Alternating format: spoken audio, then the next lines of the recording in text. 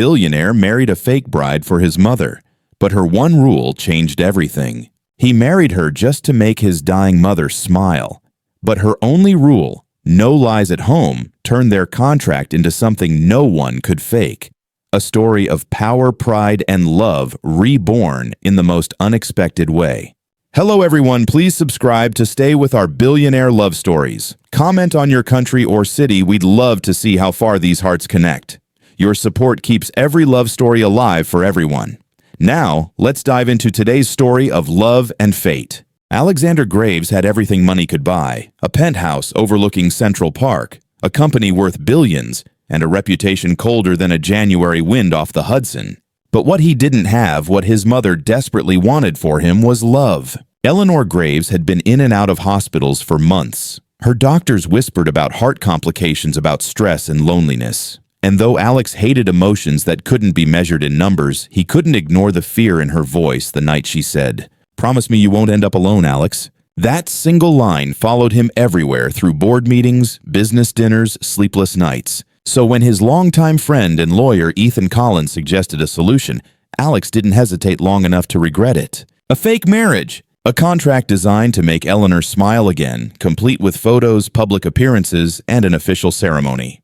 It would last 6 months, no longer. Alex only had one rule: no feelings, no lies, just a flawless performance. Ethan smirked across the table. "You're treating love like a merger, Alex." "Exactly," Alex replied. "A clean deal, nothing messy." But as Ethan slid a folder across the sleek glass desk, Alex felt something unusual: hesitation. Inside the folder was a simple headshot. A woman with deep brown eyes and hair tied loosely behind her neck. No glamour, no heavy makeup, just honest eyes. Emma Carter, Ethan explained. Stage actress. Smart, discreet, no scandals. She's struggling financially. She'll agree if the terms are fair. Alex leaned back, studying the photo again. Something about her expression, the quiet defiance, made him pause. He wasn't used to seeing warmth that didn't ask for something in return. That evening, the city glowed beneath his penthouse windows. Traffic hummed below like a restless heartbeat. He opened his laptop and typed the first draft of their agreement, duration 6 months. Conditions: professional distance. Public appearances required. Emotional involvement strictly prohibited. When he finished, he stared at the words. For a man who built empires out of precision, this felt oddly personal. The next morning, he told Ethan to set the meeting. Across town, in a tiny walk-up apartment in Brooklyn, Emma Carter rehearsed her lines in front of a cracked mirror. She wasn't preparing for Broadway anymore, just a local commercial gig that barely covered rent. Her phone buzzed. "Ms. Carter," a calm voice said, "this is Collins and Associates. We represent Mr. Alexander Graves. He'd like to meet you tomorrow regarding a private performance opportunity." Emma frowned. "A performance?" "Yes, one that pays very well." She hung up slowly, staring at her reflection. Her rent was overdue. Her fridge was nearly empty. And yet something in her chest whispered, "Don't do it unless it feels real." She shook her head with a half-smile. "Real," she muttered, "whatever that even means anymore." Outside, snow began to fall over the city. 2 lives, 2 worlds about to collide under one impossible contract. And neither of them knew that one simple rule would change everything. The elevator glided up 70 floors inside the glass tower of Graves Technologies. Emma Carter pressed her palms together, trying not to think about how out of place she looked. Her winter coat was secondhand. Her boots were still damp from the slush outside. And the receptionist had addressed her as Miss Cater twice. When the doors opened, sunlight poured into a minimalist office that looked like it belonged in a movie. Floor-to-ceiling windows, silver sculptures, the faint hum of the city below. And behind the massive desk sat Alexander Graves. He didn't stand, he didn't smile. He simply looked up, eyes sharp as polished steel. "Miss Carter." "That's me," she said, forcing a small smile, "though you sound like you're not convinced." One eyebrow lifted. "I expected someone taller. And I expected someone with less of a skyscraper," she replied, glancing around. A flicker of surprise crossed his face, the briefest sign that her sarcasm had landed. He gestured toward the chair. "I'll be direct. You've been recommended for a private contract. Discretion is critical. The position involves partnership." "Partnership?" "A marriage," he said flatly. Emma blinked. "Excuse me. A legal marriage, 6 months only. My mother is ill. I need her to believe I'm settled. You'll be compensated generously. In return, you'll follow the terms exactly." So, A role. A role, he confirmed. No improvisation. Silence stretched between them, filled with the quiet tick of a silver clock. Emma studied him, the perfect suit, the smooth posture, the hint of exhaustion behind his precision. She could almost hear the loneliness humming underneath the control. "All right," she said slowly. "I'll accept, but I have one rule." He frowned, which is, "We can fake everything else but not our emotions in private. I won't lie about how I feel, even if it's inconvenient." For a moment, the mighty Alexander Graves forgot how to breathe. "That's unnecessary," he managed. "Maybe," she said, standing. "But it's honest. You can put that in your contract." As she walked toward the door, Alex caught his reflection in the glass wall, the man who once believed he could control every detail of life, and the woman who had just rewritten his first rule. Outside New York glittered under the winter sun. Inside, something in him shifted quiet, small, but real. The wedding had been quiet, almost clinical. No orchestra, no vows written from the heart. Just signatures, witnesses, and a few polite photos. Eleanor Graves cried softly when she saw them together. Alex told himself it was worth every fake smile, because for the first time in months his mother's cheeks had color again. But once the applause faded and the penthouse door shut, the illusion turned into silence. Emma Carter stood in the middle of the enormous living room, her small suitcase looking out of place among glass and marble. "You can stay in the guest room," Alex said, walking past her. "Third door on the right." "You mean the guest wing," she murmured. He ignored the comment. Instead, he handed her a printed schedule. "Appearances every Friday. Dinners on Sunday with my mother. Otherwise, you'll have complete privacy. There are boundaries." Emma took the paper and scanned the bullet points. She almost laughed. "You really turned marriage into a PowerPoint. Structure keeps things simple." "You should try chaos sometime," she said lightly. "I avoid chaos. You avoid life." That last word hit harder than she expected it to.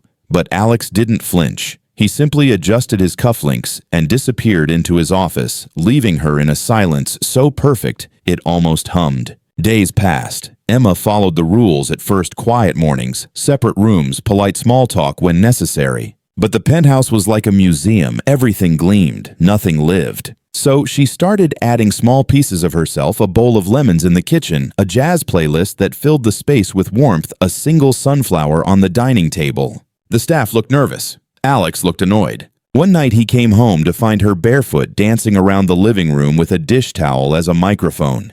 Music spilled through the speakers, an old Sinatra track. He froze at the doorway. "What are you doing?" "Bringing oxygen to this place," she said, twirling once before turning the volume down. "You should try breathing sometime." "I don't need music to breathe." "No," she said softly, "but you need something." Her voice was calm, not mocking. And for a second, Alex didn't know what to say. The next morning, Emma found a note on the kitchen counter. His handwriting was neat, precise. "New rule: no loud music after 8 p.m. She rolled her eyes, then smiled. Underneath, she scribbled her reply. "New rule: 1 laugh per day required." When he saw it, a reluctant smirk tugged at his mouth. He didn't erase her note. He left it there. Their days began to form a rhythm: cold meetings, followed by warm coffee arguments, followed by quiet dinners. Eleanor adored Emma. She told everyone her son finally looked human again. Alex deflected, insisting it was just good acting. But one evening, as they practiced small talk for an upcoming charity gala, Emma caught him watching her reflection in the window. What she asked: "You're better at this than I expected." "At pretending. At making it look real." She smiled faintly. "That's because I don't pretend when people are watching." The words lingered long after she left the room. That night, Alex sat alone in his office, the city lights stretching endlessly below. He opened his contract file, staring at the sentence he'd written weeks ago: "Emotional involvement strictly prohibited." He deleted it. Then he closed the laptop, leaned back, and listened to the faint hum of jazz drifting through the hall, to the sound of a woman who didn't belong in his world but was somehow already inside it. For the first time in years, he didn't want silence. Snow kept falling over Manhattan, turning the streets below into silver ribbons. Inside the Graves penthouse, warmth was rare, but it had started to return piece by piece. Emma Carter had learned Alex's rhythms. He woke at 5:30 a.m., read financial news while drinking black coffee, and left for the office before sunrise. He returned late, rarely talking, always tired. So she filled the hours with small rebellions. She replaced his sharp espresso beans with medium roast. She left a handwritten quote on the fridge each morning. "Real things don't have to be perfect." He never replied. but she noticed the notes kept disappearing not into the trash, but into his desk drawer. One Friday night, a storm rolled through Manhattan. Thunder echoed over the skyline and the power flickered, then went out. The penthouse went dark, except for the faint glow of candles Emma had lit around the living room. She was sitting on the couch wrapped in a blanket watching the snow swirl outside when Alex walked in coat-wet expression, unreadable. "You're still up," he said quietly. "Couldn't sleep. The city feels different when it's quiet." He loosened his tie, glancing around. The flicker of candlelight softened the hard edges of the room. "You do this often. Lose power." "Not usually," she smiled, "but I like it. It feels human." He exhaled slow. "You really don't mind the dark." "Not when it means you can actually see the light," she said, nodding at the candles. For the first time, he sat beside her. The distance between them was polite, but shrinking. Outside, lightning flashed against the glass, and for a brief second, the entire skyline reflected in his eyes. "Tell me something real," she said suddenly. He looked at her. "What do you mean?" "No business talk, no contracts, just something you've never told anyone." He hesitated. Then in a voice quieter than the rain, he said, "When I was a kid, I used to build paper airplanes. I'd throw them off my father's office balcony pretending they were escaping." Emma smiled softly. "And now I own the building. So, no more paper airplanes?" "No, I learned to stop dreaming." She shook her head. "You didn't stop, you just forgot how." The silence that followed wasn't cold anymore. It was tender, like a breath held between two heartbeats. Hours passed. They talked about her theater days, about how she once played Juliet in a tiny Ohio stage, how she missed applause that wasn't for money. "You'd make a better Juliet than I'd make a Romeo," he admitted. She laughed, resting her head on the couch cushion. "I'm not sure you'd even show up for rehearsal." He smiled, the rare kind that reached his eyes. The next morning, Emma woke to the smell of burnt toast. She followed it to the kitchen and froze. Alexander Graves' billionaire perfectionist stood there in a t-shirt and pajama pants, frowning at a pan like it had personally betrayed him. "What are you doing?" she asked, biting back a laugh. "Attempting breakfast," he muttered. "You said I should try chaos." And he looked at the charred toast, then at her. "It's overrated." She laughed, really laughed, and he couldn't look away. Her laughter filled the room like sunlight through fog. For a moment, the penthouse didn't feel like glass and marble anymore. It felt like home. That night, Alex found himself sitting alone with his thoughts. The contract still hung in his office drawer, cold, calculated, emotionless. But the warmth from that morning lingered in his chest like a stubborn spark. For a man who had once measured life in numbers, he couldn't explain what was happening, only that every time Emma smiled, the rules started to break themselves. Winter had started to fade. The snow melted from Central Park, and with it, the distance between them. Emma Carter had stopped counting the weeks of their contract. Somehow, dinners that were supposed to be staged for appearances became real conversations. Their laughter filled corners of the penthouse that hadn't known warmth in years. Alex had even begun coming home earlier sometimes without realizing it. One night, he found her asleep on the couch, scripts and crayons scattered everywhere. She'd been helping his mother design a small community play for the hospital fundraiser. Her head rested on an open notebook. His jacket slipped from his arm as he covered her with it instead. Something inside him moved soft, uninvited. The hospital gala arrived on a clear March evening. The event was grand, full of polished smiles and whispered gossip. Alex wore his usual armor, black tux, silver cufflinks, steady posture.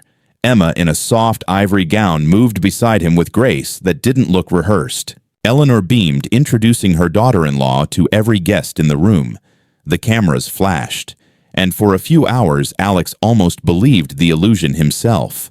But illusions have cracks, and one careless conversation would find its way into those cracks. Near the end of the night, while Emma was helping Eleanor to her car, Alex stood by the terrace with his lawyer, Ethan Collins.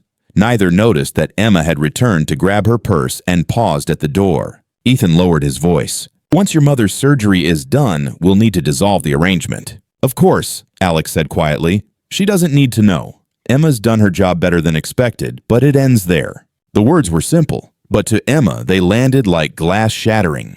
Her fingers trembled against the doorknob. The soft smile she'd worn all night disappeared, replaced by a silence that hurt more than tears ever could. Later that night, Alex came home to find the penthouse dark. Her things were gone from the living room. The sunflower on the dining table had wilted, and on the piano, a single note rested beneath the lamplight. In her handwriting, neat but shaking, it read, "You can't rehearse love. No anger, no accusations, just a line that stripped everything bare." He stood there for a long time, the city lights flickering beyond the glass walls, his reflection fractured between truth and regret. Days passed, but the silence that followed was unbearable. The penthouse, once alive with music and laughter, returned to its old self, perfect, sterile, lonely. Alex tried to work longer hours to bury himself in meetings and numbers. But every time he opened a spreadsheet, he saw her handwriting. Every time he poured coffee, he made 2 cups out of habit. Eleanor noticed the change first. During a hospital visit, she smiled faintly and said, "Your eyes look empty again, Alex. Did you lose something?" "It's nothing," he murmured. "Then why does it look like everything?" she asked softly. He had no answer. That evening, he wandered into Emma's empty room. Her faint perfume lingered in the air, mixed with dust and winter light. On the nightstand lay a book she'd been reading, The Art of Being Human. A paper slip marked the last page she'd finished. He opened it. The underlined sentence read, "We only learn love when we risk being foolish enough to feel." Alex closed the book, staring at the skyline through the window. For years he'd thought control was strength, that distance was safety. But standing there in a room she'd once filled with life, he realized that all his rules had protected him from the one thing he actually needed. Her honesty, her warmth, her chaos. The next morning, he canceled his meetings. He didn't know where she'd gone, only that Brooklyn was full of small theaters, and one of them might still remember her laugh. As he left the building, the doorman greeted him carefully. "Good morning, Mr. Graves. Alone today?" Alex paused the question, catching him off guard. He forced a polite smile. "Just for now," he said quietly. Outside, the spring air carried the faint scent of rain, and for the first time since she left, he didn't rush into his car. He simply stood there, looking out at the waking city, realizing that somewhere out there, Emma Carter had taken the one thing his money could never buy, his heart, still learning how to love. Spring crept into the city, like a secret. Central Park bloomed again, the air softer, the light slower. But inside the Graves penthouse, nothing had changed. The air still carried silence, clean, empty, untouched. Every morning, Alexander Graves made 2 cups of coffee. One sat across from him, untouched until it cooled. He didn't know why he kept doing it. Maybe habit, maybe hope. The city outside kept moving, but his world had stopped the moment she walked out the door. Eleanor's surgery came and went successfully. When she opened her eyes, the first thing she asked was, "Where's Emma?" Alex hesitated. "She's gone, Mom. The contract ended." Her tired smile faded into something knowing. "So that's what you called it, a contract?" "It's what it was," he said quietly. "And yet you look like a man who lost more than paperwork." Her words stayed with him, following him down long hospital halls and into lonely nights. Days turned into weeks. Alex stopped attending events, stopped pretending to enjoy business dinners. He began working from home, sitting near the piano she'd once touched. Sometimes at dusk, he'd play a single note soft, almost hesitant, just to break the silence. The sound lingered in the air like a memory refusing to fade. One night, while sorting through his emails, he found an unread message buried among business memos. Subject line: Community Theater, Brooklyn. The message wasn't from Emma, but from a charity partner thanking Graves Foundation for a forgotten donation. Attached was a flyer: Children's Acting Workshop, directed by Emma Carter. He stared at the screen for a long time. Then, without thinking, he grabbed his coat. The theater was small, old, and tucked between 2 bakeries on a quiet Brooklyn street. Through the front window, he saw her. Hair tied up, jeans smudged with paint, her laughter echoing as she guided a group of children rehearsing on a worn stage. She looked free, alive, exactly how she'd always wanted to feel. He didn't go inside that night. He just watched from the sidewalk, hands buried in his coat pockets, heart caught between pride and regret. When she knelt beside one of the kids to fix a prop crown, Alex smiled for the first time in weeks. She didn't need the penthouse or the cameras. She had her stage again. Back home, he stood at the window overlooking the city. For the first time, he saw it differently. Not as a battlefield of power, but as a living thing, messy, unpredictable, beautiful, because it refused to be controlled. He poured 2 cups of coffee as always, then took one to the piano. He placed the cup beside the note she'd left weeks ago. "You can't rehearse love." The words hit differently now. He finally understood what she meant. Love wasn't about precision or plans. It was about presence. He whispered softly to the empty room. "I'm still here, Emma, but this time, not as the man who hired you." Outside, the city lights shimmered like quiet applause. The loneliness didn't vanish, but it softened the kind of quiet that waits for something new. That night before sleeping, Alex opened his laptop and typed an email he didn't send. To Emma Carter, subject, "No rehearsals needed. Message: the piano misses your music, and so do I." He hovered over the send button, then closed the laptop gently. Some things couldn't be rushed. Some things had to find their own way back. And for the first time, he was willing to wait. By June, the city was alive again. The Hudson shimmered under sunlight, street performers filled the corners, and laughter spilled from cafe patios. But for Alexander Graves, the sound of laughter still belonged to one person. He had spent the last month quietly supporting community theaters around the city anonymously. Each donation carried no name, no logo, only a handwritten line on the check. For stories that deserved to be heard. He wasn't doing it for redemption. He was doing it because Emma had once told him, "Art saves people even when they don't believe they need saving." One Saturday morning, he found himself walking toward the small Brooklyn theater again.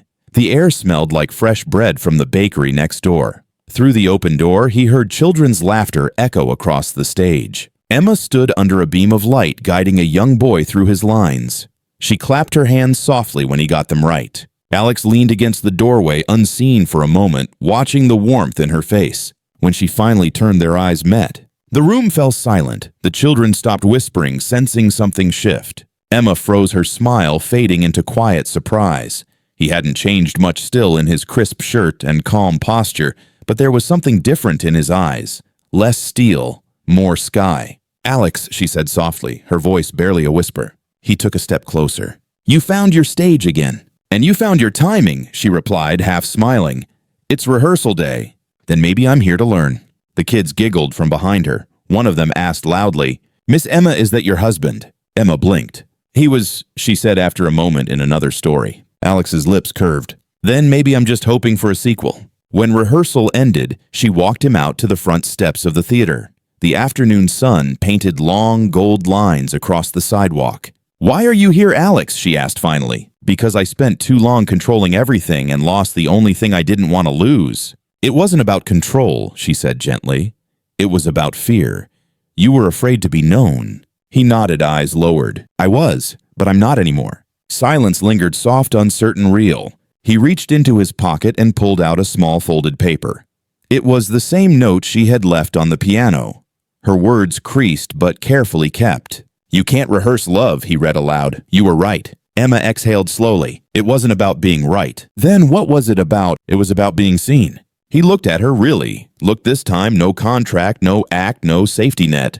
"Then see me now," he said quietly, not as the man who made rules, but as the man who's finally learning to break them. Her eyes softened, a shimmer of emotion she didn't try to hide. "You're late, Alex," she whispered. "I know," he said, "but I'm still here." That evening, after he left, Emma stood on the stage alone, the air still humming with the echo of their words. For the first time in months, she felt something gentle replace the ache. Forgiveness, maybe.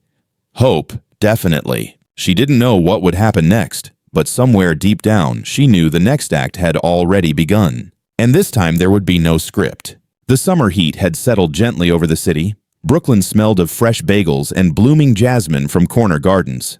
The small community theater, once forgotten and peeling at the edges, now buzzed with new life. Emma Carter stood backstage, clipboard in hand, watching her students rehearse the final act of their play.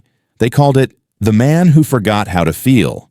A simple story, but for her, it meant everything. She didn't know that outside, parked across the street, a black town car waited quietly. Inside sat Alexander Graves. He had returned not to claim her back, but to keep a promise she never asked for. After their last meeting, he had spoken with the board, quietly funding a full restoration of the theater under her name.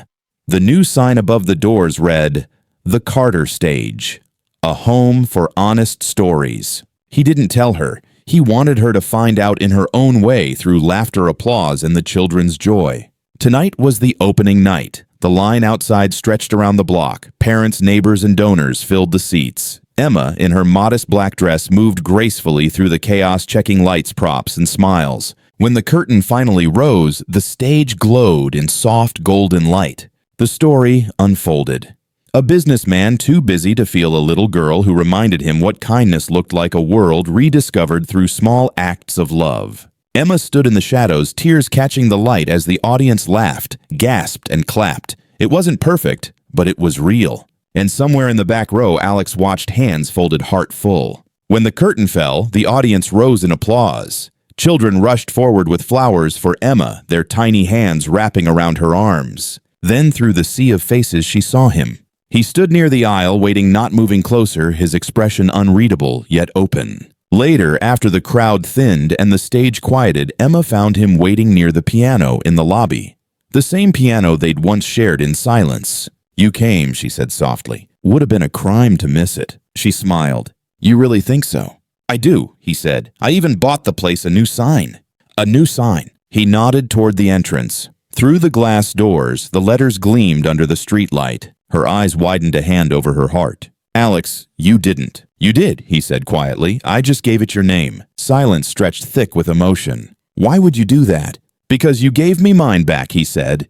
"You made me feel human again." Emma's eyes shimmered. "And what do you want now?" He smiled faintly. "Nothing. Just to say thank you.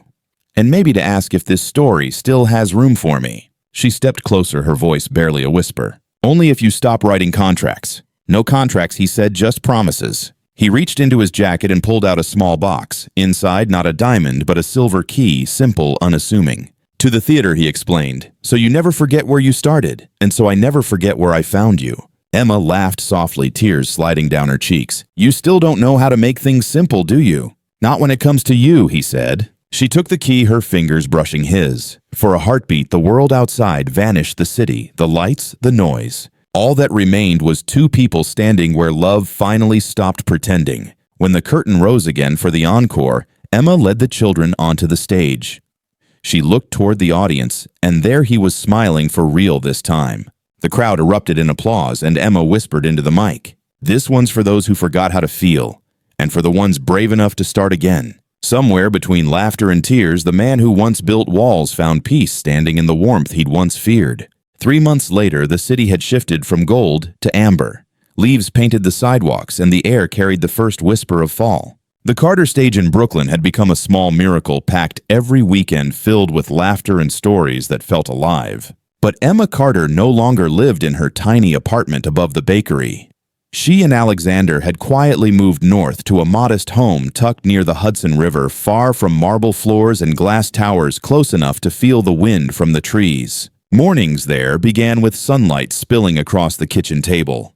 2 cups of coffee steamed beside stacks of scripts and open laptops.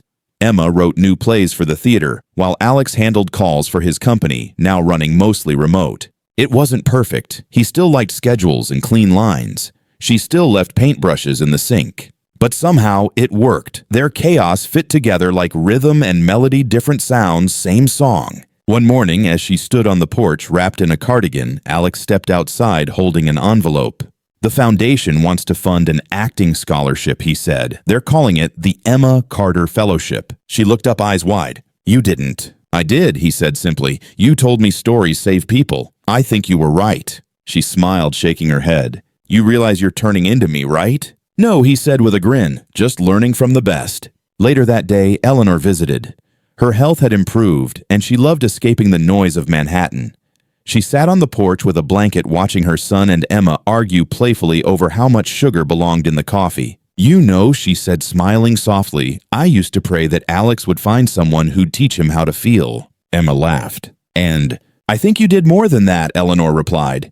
"You taught him how to live." Alex looked over, pretending not to blush, but Emma caught the way his eyes softened, that quiet gratitude that said more than words ever could. As the sun dipped behind the trees, Emma and Alex sat together on the porch steps. The world felt still, as if even time paused to listen. "You ever miss the city?" she asked. "Sometimes," he said, "but then I remember what I traded it for." "What's that?" He looked at her, the same woman who once rewrote every rule he'd made. "Peace." She smiled, resting her head against his shoulder. "Not bad for a man who used to schedule his emotions." He laughed quietly. "Not bad for a woman who turned my life into a story worth keeping." The porch light flickered on, and somewhere in the distance, the sound of crickets mixed with laughter from the house behind them. No contracts, no lies, just love, steady, imperfect, and beautifully real. The first frost touched the Hudson Valley that morning. Golden leaves clung to the trees and mist rolled gently over the hills. Inside the small house, the scent of coffee filled the air, 2 cups side by side, waiting to be shared. Emma Carter sat by the window watching Alex pace across the yard with a phone pressed to his ear. He wasn't the same man who once built walls around his heart. He laughed easier now. He listened more. And when he caught her watching, he waved the simplest gesture yet, one that said, "I'm still here." Later that day, Alex found her in the study, sifting through a box of old papers from the city. Among contracts, scripts, and half-finished drafts, she pulled out a folded sheet, the note she'd once left on his piano. "You can't rehearse love," she read aloud, smiling faintly. Funny how true it turned out to be. "You taught me that," Alex said. "Now I keep learning it every day." She reached for his hand, and in the quiet of that moment, it felt as if the world had stopped moving just to watch them. That evening, as dusk settled in, the two of them sat on the porch, wrapped in one blanket, the same old piano melody drifting softly from the living room. It was Alex playing a habit he'd picked up again. The notes were imperfect, halting, but real. Emma smiled. "You're getting better." "That's because I finally stopped trying to play it perfectly," he said. "You'd be proud." "I already am." They sat in silence for a while, listening to the music and the wind.